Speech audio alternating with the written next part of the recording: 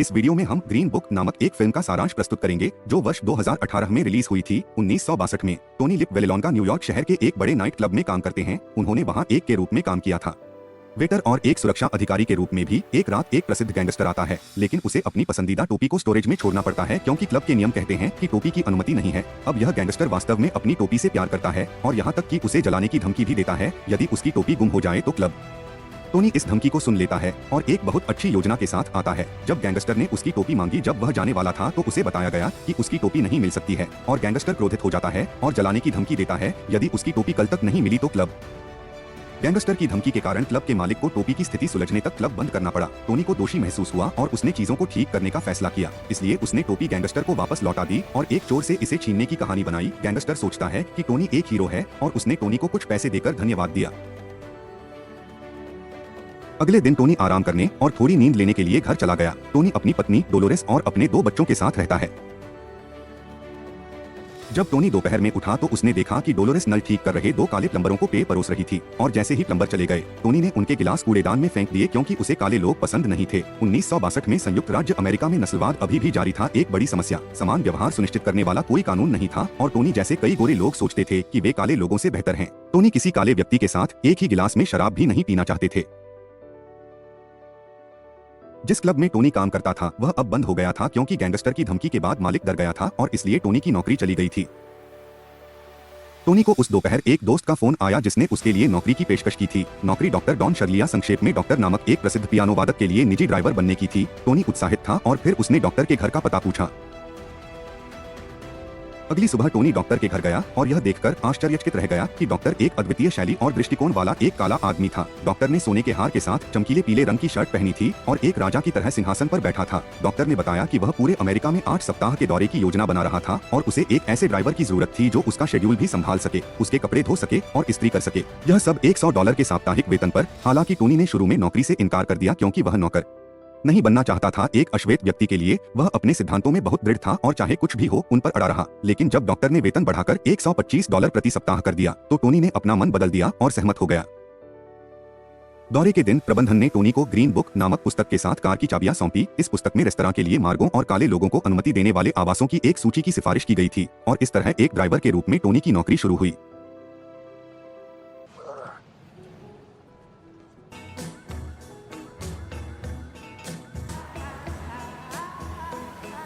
यात्रा के दौरान टोनी इस बात से नाराज हो गया कि डॉक्टर हमेशा उसे खाने, धूम्रपान करने और गाड़ी चलाते समय बात करने से रोकता था। टोनी को शुरू से ही काले लोग पसंद नहीं थे और डॉक्टर के कारण उसकी नापसंदगी और भी बढ़ गई। वे शाम को अपने पहले दौरे के लिए पिट्सबर्ग, पेंसिल्वेनिया शहर पहुंचे और डॉक्टर ने श्वेत दर्शकों के सामने प्रदर्शन किया। Please welcome the Don Shirley Trio.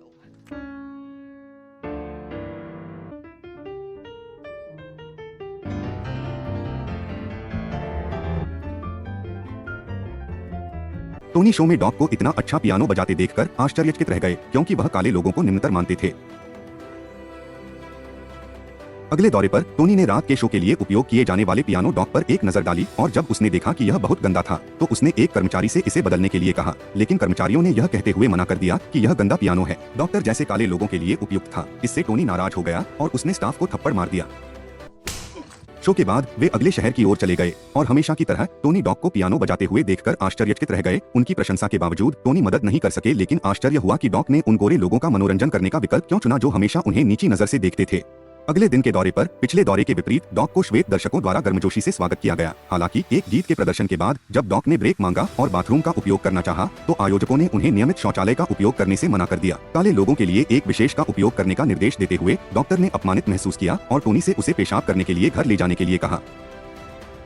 जब वे शो में लौटे तो टोनी इस बात से हैरान थे कि डॉक्टर अपनी आहत भावनाओं को दिखाए बिना कैसे मुस्कुरा सकते हैं और गोरे लोगों का अभिवादन कर सकते हैं। संगीतकारों में से एक ने टोनी को समझाया कि यह पहली बार नहीं था जब डॉक्टर को अपमान का सामना करना पड़ा था और डॉक्टर को प्रशिक्षित किया गया था इस तरह के अपमान को सहने के लिए। संगीतकार ने टोनी को भविष्य में और भी बुरे नस्लवादी व्यवहार के लिए तैयार रहने की चेतावनी दी। अगले दिन टोनी ने अपनी पत्नी को एक पत्र लिखने के लिए कुछ समय लिया, लेकिन जब डॉक्टर ने इसे पढ़ा तो उन्होंने टोनी के खराब लेखन पर टिप्पणी की और इसे और अधिक रोमांटिक शब्दों के साथ फिर से लिखने में मदद करने की पेशकश की। उसी क्षण से वे दोनों दोस्त बनने लगे। जब टोनी का पत्र डोलोरेस तक पहुंचा तो वह इससे बहुत प्रभावित हुई। अगले दिन टोनी और डॉक्टर मेम्फिस के एक होटल में पहुंचे। होटल में प्रवेश करते समय टोनी की मुलाकात अपने दो दोस्तों से हुई जो उसे एक काले आदमी के लिए काम करते देखकर आश्चर्यचकित रह गए, भ्रमित थे और उन्हें लगा कि टोनी वित्तीय संकट में है। इसलिए उनमें से एक ने टोनी को नौकरी की पेशकश की, लेकिन टोनी ने विनम्रता से इसे ठुकरा दिया।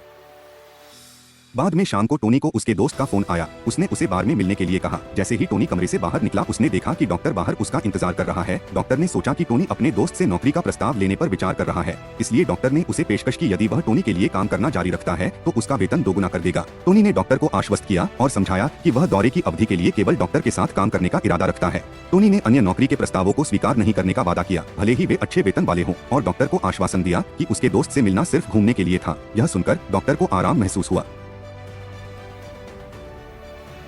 बाहर से लौटने के बाद डॉक्टर ने टोनी को होटल की लॉबी में बातचीत करने के लिए आमंत्रित किया। फिर डॉक्टर ने एक प्रसिद्ध पियानो वादक बनने की अपनी यात्रा साझा की। डॉक्टर ने टोनी को बताया कि कैसे जब वह एक बार में पियानो बजा रहा था तो एक सफेद पियानो वादक ने उसकी प्रशंसा की और उसे नौकरी की पेशकश की। एक रिकॉर्ड कंपनी में शास्त्रीय संगीत बजाया जाता था जिसे श्वेत संगीत माना जाता था। तब से डॉक ने शास्त्रीय संगीत बजाना जारी रखा।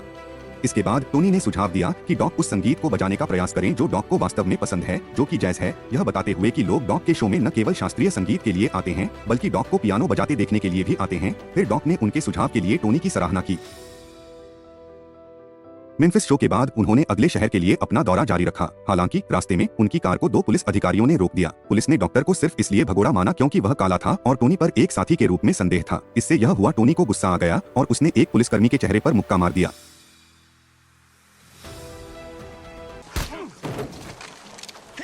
उन दोनों को गिरफ्तार कर लिया गया और जेल में डाल दिया गया। पुलिस स्टेशन के अंदर डॉक्टर ने यह पता लगाने की कोशिश की कि उसे भी क्यों गिरफ्तार किया गया, जबकि उसने कुछ भी गलत नहीं किया था, लेकिन पुलिस ने उसे जवाब देने से इनकार कर दिया। इससे डॉक्टर नाराज हो गया और उसने मुकदमा करने की धमकी दी। पुलिस वालों ने जब तक उसे अपने वकील को बुलाने की अनुमति नहीं दी। डॉक्टर की धमकी के कारण पुलिस ने उसे कॉल करने की अनुमति दी और इसके तुरंत बाद पुलिस प्रमुख ने कॉल का जवाब दिया और भयभीत दिख रहा था। पुलिस प्रमुख ने फोन पर माफी मांगी और डॉक्टर को तुरंत रिहा करने का वादा किया। प्रमुख की भयभीत प्रतिक्रिया देखकर टोनी को आश्चर्य हुआ कि कौन जिस व्यक्ति को डॉक्टर ने बुलाया है वह हो सकता है।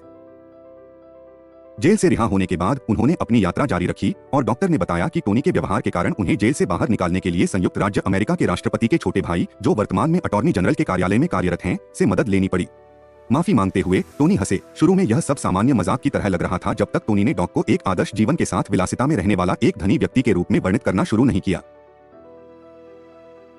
इससे डॉक्टर को बहुत गुस्सा आया और वह टोनी की कार से बाहर निकल गया। टोनी फिर उसके पीछे भागा और डॉक्टर ने टोनी से कहा कि वह उसके जीवन के बारे में कुछ नहीं जानता। एक आलीशान घर में रहने के बावजूद वह बहुत अकेला महसूस करता था। डॉक्टर को अनिवार्य रूप से श्वेत लोगों ने कैद कर लिया था जो लोग उन्हें मनोरंजन के लिए पैसे देते थे। वे मंच पर उनका सम्मान करते थे, लेकिन संगीत कार्यक्रम समाप्त होने के बाद उनके साथ वैसा ही व्यवहार करते थे जैसा उन्होंने अन्य अश्वेत लोगों का अपमान किया था। डॉक अकेला था क्योंकि कोई भी श्वेत व्यक्ति उसका मित्र नहीं बनना चाहता था और यहाँ तक कि काले लोग भी उससे दूरी बनाए हुए थे क्योंकि उन्होंने डॉक में श्वेत लोगों के समान गुण देखे थे। डॉक हमेशा दोस्तों, परिवार या रिश्तेदारों के बिना अकेला रहता था। डॉक्टर ने जो कुछ भी कहा उसे सुनने के बाद टोनी आश्चर्यचकित और अवाक रह गया। इस पूरे समय उसे ईर्ष्या हो रही थी। वह सवाल कर रहा था कि डॉक्टर जैसा कोई व्यक्ति जिसे वह कमतर समझता था, उसके पास केवल पियानो बजाने से इतना पैसा क्यों था, जबकि टोनी को अपने परिवार का समर्थन करने के लिए कड़ी मेहनत करनी पड़ी। से डॉक्टर की कहानी टोनी को इस बात का एहसास हुआ कि एक काले आदमी की उच्च स्थिति या धन की परवाह किए बिना काले लोगों को अभी भी उससे कहीं अधिक चुनौतीपूर्ण जीवन का सामना करना पड़ता है। वे दौरे के अंतिम गंतव्य बर्मिंघम के एक विशिष्ट रेस्तरां में पहुंचते हैं जहां डॉक्टर को एक बार फिर नस्लवादी व्यवहार का अनुभव हुआ। रेस्तरां प्रबंधक ने डॉक्टर को रसोई के पास एक प्रतीक्षालय आवंटित किया, जबकि उनके साथ आए दो संगीतकारों को शानदार कमरे दिए गए। इससे टोनी बहुत दुखी हुआ। जब टोनी रेस्तरां में खाना खा रहा था तो उसके साथ आए दो संगीतकार भी उसके साथ आ गए और उनमें से एक ने टोनी को बताया कि डॉक पैसे के लिए टूर नहीं कर रहा था क्योंकि डॉक के पास पहले से ही बहुत पैसा है। डॉक केवल लोगों को छूने के लिए टूर कर रहा था। दिल और उन्हें एहसास दिलाएं कि काले लोग भी मान्यता और समान व्यवहार के पात्र हैं। बाद में डॉक्टर रेस्तरां में प्रवेश करने की कोशिश करता है, लेकिन कर्मचारियों द्वारा उसे भगा दिया जाता है। वेटर समझाता है कि काले लोगों को अनुमति नहीं है। टोनी ने प्रबंधक के साथ बातचीत करने का प्रयास किया ताकि डॉक्टर को रेस्तरां में रात का भोजन करने दिया जा सके, लेकिन प्रबंधक ने इनकार कर दिया। एक समझौते के रूप में प्रबंधक डॉक के लिए पीछे के बगीचे में एक टेबल का सुझाव देता है, लेकिन डॉक ने मना कर दिया और धमकी दी कि यदि वह रेस्तरां के अंदर भोजन नहीं करेगा तो वह संगीत कार्यक्रम रद्द कर देगा। इस धमकी का सामना करते हुए मैनेजर ने निजी तौर पर टोनी को रिश्वत देकर डॉक को कहीं और भोजन करने के लिए राजी करने की कोशिश की। रेस्तरां में एक काले आदमी को खाने की इजाजत देने की तुलना एक बंदर को सोने की थाली में केला खाने देने से की गई। टोनी क्रोधित हो गया और मैनेजर को पीटना चाहता था, लेकिन डॉक्टर हस्तक्षेप करता है और डॉक्टर इस बार टोनी की सलाह लेने का फैसला करता है। अगर टोनी उसे प्रदर्शन करते देखना चाहता है तो डॉक्टर कहीं और खाना खाने को तैयार है। हालांकि अगर टोनी ऐसा नहीं चाहता है तो डॉक्टर दौरे का अंतिम संगीत कार्यक्रम रद्द कर देगा। दुखी महसूस करते हुए टोनी अंततः डॉक्टर के जीवन की कठिनाइयों को समझता है। सावधानी पूर्वक विचार करने के बाद डॉक्टर अपने अंतिम संगीत कार्यक्रम को छोड़ने और रद्द करने का विकल्प चुनता है। घर के रास्ते में डॉक्टर ने टोनी को एक ब्लैक बार में डिनर के लिए ले जाने का फैसला किया। थोड़ी देर बाद बार के मालिक ने उनसे पूछा कि वे सिर्फ खाने के लिए बार में सूट क्यों पहन रहे हैं, और टोनी ने बताया कि डॉक्टर एक प्रसिद्ध पियानो वादक हैं, जिन्हें ऐसा करना चाहिए था। एक फैंसी रेस्तरां में प्रदर्शन कर रहा हूँ, लेकिन बार को प्राथमिकता देता हूँ क्योंकि खाना स्वादिष्ट है। अपने बार की प्रशंसा सुनकर बार मालिक ने डॉक्टर से ग्राहकों के भोजन के बदले में उनका मनोरंजन करने के लिए पियानो बजाने को कहा।